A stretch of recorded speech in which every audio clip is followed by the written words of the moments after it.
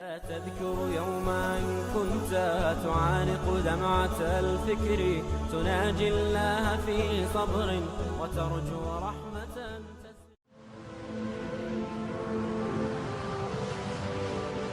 حضرت عمر رضی اللہ تعالیٰ عنہ جب ایمان لائے تو آپ نے ایک ایک کافر کے گھر کے دروازے پہ کھڑے ہو کے کہا کہ تم کمزوروں کو مارتے تھے، میں تمہیں بتانے آیا ہوں میں محمد عربی کا نوکر بن گیا۔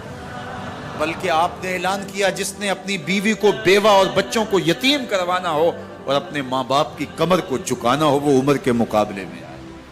اللہ اکبر۔ زنیرہ نامی ایک خاتون تھی، بہت کمزور، راوی کہتا ہے کہ اس کی ہڈیوں میں گودا نہیں تھا، عشق رسول تھا، اور اس کا ظالم آقا اس کو مارتا ہے، اور جب مار مار کے تھک جاتا ہے ادھر سے عمر آ رہے ہیں، یہ اسلام لانے کی پہلے کی کہانی ہے، ادھر سے عمر آ رہے ہیں تو اس نے کہا عمر تم جوان آدمی ہو تو یہ چھوڑتی نہیں ہے اپنے نبی کا نام، ذرا تم آؤ۔ عمر کوڑا پکڑ لیتے اسے مارتے مارتے مارتے تھک جاتے ہیں تو پانی پینے لگتے ہیں، تو کہتے ہیں مجھے تیرے پہ ترس نہیں آیا لیکن میں ذرا پانی پینے لگا ہوں، اور پھر گلے کے اندر ڈال کر کے کوڑا اور اس کی رسی کو پل دیتے ہیں اور اس کی آنکھیں باہر نکل آتی ہیں اور کہتے ہیں بلا اپنے نبی کو جو تیری آنکھوں کی بینائی واپس کرے۔ اللہ اکبر۔ تو اس نے آسمان کی طرف منہ کر کے کہا مالک میں کبھی بھی آنکھوں کی بینائی نہ مانگتی لیکن اب تیرے نبی کی عزت کا سوال ہے۔ آنکھوں کی بینائی واپس ہو جاتی ہے۔ زنیرہ کو بڑا مارا، آج عمر گلیوں میں آنکھوں میں آنسو ہیں اور عجیب دل بے تاب ہے، اور کہتا ہے آؤ بھئی میں حضور کا غلام بن گیا ہوں، تمہیں بتانے آیا ہوں۔ زنیرہ نے موڑ کاٹا تو آگے عمر یہ آواز دے رہے تھے۔ زنیرہ ایک کونے پہ کھڑے ہو کے رو کے کہتی ہے عمر تم تو بڑے اس دن جوش و غضب میں تھے اور تم مارتے ہوئے تھکتے نہیں تھے۔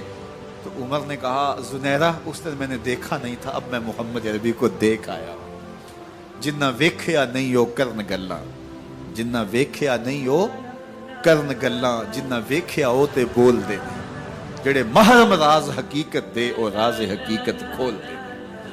تو حضرت عمر رضی اللہ تعالیٰ عنہ ایمان لائے۔ حضرت عبداللہ ابن مسعود رضی اللہ تعالیٰ عنہ فرماتے ہیں کہ حضرت عمر کا ایمان لانا مسلمانوں کے لیے عزت کا سبب تھا، ان کا ہجرت کرنا مسلمانوں کی نصرت تھی اور ان کی خلافت مسلمانوں کے لیے رحمت۔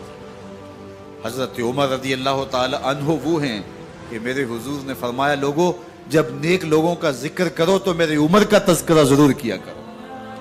میرا عمر وہ ہے کہ جب وہ ایک سمت سے آ رہا ہو، ایک گلی اور بازار سے آ رہا ہو تو شیطان بھی آ رہا ہو عمر کو دیکھ کے راستہ تبدیل کر لیتا ہے۔ حضرت عمر رضی اللہ تعالی عنہ کی طبیعت کے اندر جو جاہ و جلال تھا، طبیعت کے اندر جو سختی تھی، وہ اسلام کے اندر آ کر بھی قائم رہی، اور آپ نے وہی سختی، وہی جاہ و جلال جو پہلے مسلمانوں کے خلاف تھا اب کفار کے خلاف، منافقین کے خلاف حضرت عمر کی طبیعت کے اندر وہ جوش و خروش بدستور موجود ہے۔ لیکن جس دن آپ خلیفہ بنے تو اس دن آپ نے ممبر پہ چڑھ کے جو خطبہ دیا اس میں کہا لوگوں میں سخت اس لیے تھا کہ رسول اللہ نرم تھے، پھر میں سخت اس لیے تھا کہ حضرت ابوبکر صدیق نرم تھے، اب میں تخت خلافت پہ بیٹھا ہوں، اب میری سختی جو ہے وہ نرمی میں تبدیل ہو گئی، صرف فاسقوں، فاجروں اور باغیوں کے لیے میں سخت ہوں، باقی تمہارے لیے نرم ہوں۔ سب سے کم جو تنخواہ بیت المال سے اگر کسی وجود نے لی ہے تو وہ حضرت عمر رضی اللہ تعالیٰ عنہ نے صرف 2 جوڑے لیتے تھے سال میں، اور راوی کہتا ہے کہ میں نے دیکھا ہے کہ اس میں بھی 17 پیوند لگے ہوتے تھے۔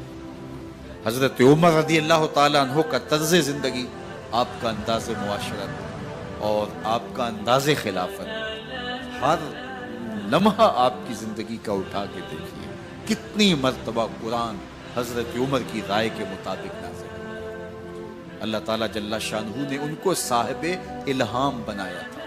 ہر امت میں کوئی صاحب الہام ہوتا ہے، حضور کی امت کا صاحب الہام حضرت عمر رضی اللہ تعالیٰ، اور آقا کریم نے انہیں اپنا وزیر قرار دیا۔ فرمایا میرے 2 وزیر آسمانوں میں ہیں، 2 وزیر زمینوں میں ہیں، آسمانوں کے وزیر جبرائیل اور میکائیل ہیں اور زمین کے وزیر ابو بکر اور عمر ہیں۔ رضی اللہ تعالی عنہما۔ ایک دن حضرت عمر بیٹھ کے رو رہے تھے، تو کسی نے کہا حضرت رو کیوں رہے ہیں؟ فرمایا کہ میں اس لیے رو رہا ہوں کہ فلاں پل سے بکریاں گزری ہیں، تو پل کے اندر شکستگی تھی، ٹوٹا ہوا تھا پل درمیان میں، اس میں ایک بکری کی ٹانگ ٹوٹ گئی ہے، تو میں ڈرتا ہوں کہ میرا رب یہ نہ پوچھے کہ عمر تو نے پل صحیح تعمیر نہیں کروائے تھے کہ ایک بکری کی ٹانگ کیوں ٹوٹی ہے۔ یہ ہیں حضرت عمر رضی اللہ تعالی عنہ۔ اللہ اکبر۔ تو اللہ تعالیٰ جل شانہ نے حضرت سیدنا عمر بن خطاب رضی اللہ تعالیٰ عنہ سے جو کام لیا، مختصر دور خلافت کے اندر 10 سال 6 ماہ 4 دن آپ نے خلافت فرمائی ہے، لیکن کہاں سے چلے اور یہاں مکران تک، بلوچستان کا حصہ ہے، یہاں تک آپ کے سلطنت کی حدود وسیع، ادھر آرمینیا تک جا پہنچے، حمص فتح کیا، قادسیہ، یرموک۔ آپ ذرا دیکھیے کہ کہاں تک آپ کی فوجوں کے گھوڑے دوڑتے رہے، اور اللہ تعالیٰ جل شانہ نے ان کو جو توانائی، عدل و انصاف کی قوت عطا فرمائی۔ اللہ اکبر۔ جب زمین پہ عدل کیا ہو تو زمین بھی حکم مانتی ہے، اور حضرت عمر وہ تھے جن کا حکم ہوائیں بھی مانتی تھی، زمین بھی مانتی تھی، جن کا حکم جو ہے وہ آگ بھی تسلیم کرتی تھی، اور دریا بھی ان کا حکم مانا کرتے تھے۔ مصر کے اندر یہ رسمیں بد جاری تھی کہ سال کے بعد ایک دوشیزہ کو زیورات پہنا کے اچھے لباس میں ملبوس کر کے دریا کی بھیڑ چڑھایا جاتا، اس کی قربانی دی جاتی، اس کا خون بہتا تو دریا چلتا۔ جب مسلمانوں نے مصر فتح کیا تو گورنر نے لکھا کہ اسلام تو اس طرح کی رسوم کی اجازت نہیں دیتا، لیکن خشک سالی ہے، لوگوں کی فصلیں ویران پڑی ہے، تو حضرت کیا کیا جائے؟ تو حضرت عمر رضی اللہ تعالیٰ عنہ کاغذ کے ٹکڑے پہ لکھتے ہیں بسم اللہ الرحمن الرحیم، مصر کے نیل کی جانب عمر کا خط لکھتے ہیں، اے نیل اگر تو اللہ کے حکم سے چلا کرتا ہے تو چل، ورنہ ہمیں تیرے چلنے کی کوئی حاجت نہیں ہے۔ اور قاصد کو کہا یہ خط لے جاؤ اور جا کے دریائے نیل میں پھینک دو۔ قاصد جا کے خط دریائے نیل میں پھینک دیتا ہے، پانی آتا ہے، ایسا دریائے نیل چلا، 14 صدیاں ہوئی ہیں آج تک کبھی بند ہی نہیں ہوا۔ دریا حکم مانتے، آگ نکلتی ہے۔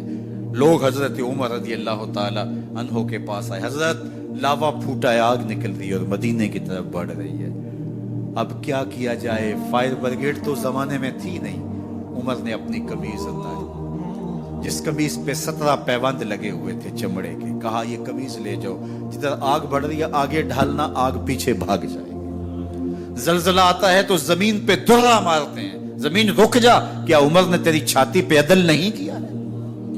تو یہ عمر ہیں رضی اللہ تعالی عنہ کہ جن کے انصاف کی وجہ سے، جن کے عدل کی وجہ سے اللہ تعالیٰ کی رحمات، اس کی برکات کا نزول ہوتا تھا، اور اللہ تعالیٰ نے مسلمانوں کو وہ آبرومند حکومت دی۔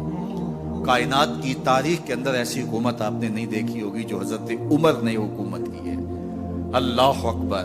فرمایا فرات کے کنارے پہ ایک کتا بھی پیاسا مر گیا تو اس کا حساب بھی عمر سے ہوگا۔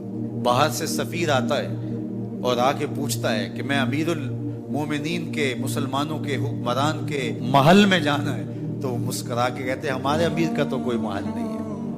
کہا کہاں ہے تمہارا امیر؟ کہا مسجد نبوی میں ہوگا یا بیت المال کی اونٹوں کی دیکھ بھال میں لگا ہوگا۔ وہ جب گئے تو مسجد میں نہیں ہے، اللہ اکبر، وہاں گئے تو وہاں بھی نہیں ہے۔ پھر کیا دیکھتے ہیں کہ عمر رضی اللہ تعالی عنہ جنت البقیع کے پاس ایک درخت کے نیچے اینٹ کا سرانہ رکھ کے سوئے ہوئے، تو اس نے کہا عمر تو نے عدل کیا ہے، تجھے کچی اینٹ پہ بھی نیند آ گئی۔ ہمارے حکمرانوں نے انصاف نہیں کیا، اور وہ بند اور محفوظ کمروں کے اندر بھی سکون اور چین کی نیند نہیں سو سکتے۔ حضرت سیدنا عمر رضی اللہ تعالیٰ عنہ نے اس طرح ان امور سلطنت نبھائے۔ آپ دن کو لوگوں کی دیکھ بھالی کرتے، لوگوں کی ضروریات سنتے سمجھتے، اور جب رات پڑتی لوگ سو جاتے، عمر مدینے کی گلیوں میں پہرا دیتے۔ کائنات نے کوئی ایسا بھی حکمران دیکھا ہوگا؟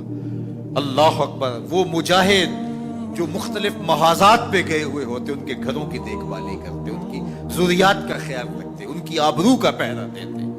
راتوں کی تنہائیوں کے اندر حضرت عمر اٹھتے اور جا کے گشت کرتے، چکر لگاتے، دیکھتے کوئی آنکھ پر نم نہ ہو، مفلسی کا کسی گھر میں ماتم